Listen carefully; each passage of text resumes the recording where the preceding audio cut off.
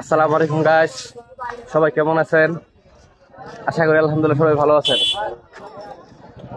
তো আজকে বাজার আসছিলাম দেখার জন্য যে ঈদের বাজারটা কেমন।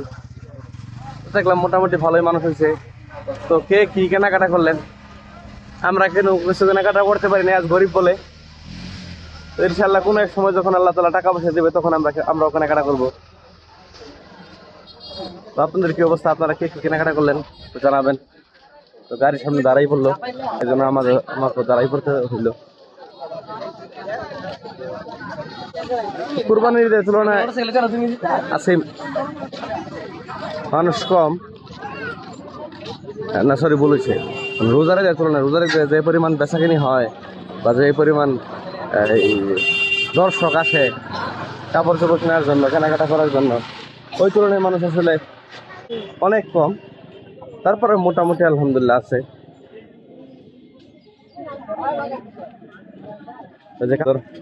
কাপড় সাজায় রাখছে সারি সারি, কিন্তু তুলনামূলকভাবে কাস্টমার কম ইয়ের চাইতে, রোজার ঈদের চাইতে। এটা হওয়াটাই স্বাভাবিক, কারণ কোরবানির ঈদে যেহেতু এই মানুষ কোরবানি করে, যার কারণে কাপড় চোপড়টা একটু কম কিনে। আর রোজার ঈদে যেহেতু কোরবানি করে না, এই জন্য কাপড় চোপড় অন্যান্য আনুষঙ্গিক জিনিসপত্র বেশি কিনে। দেখেন রোজার ঈদে এই সমস্ত দোকানগুলা সবসময় ভিড় লেগে থাকতো, কিন্তু এখন কাস্টমার তুলনামূলক অনেক কম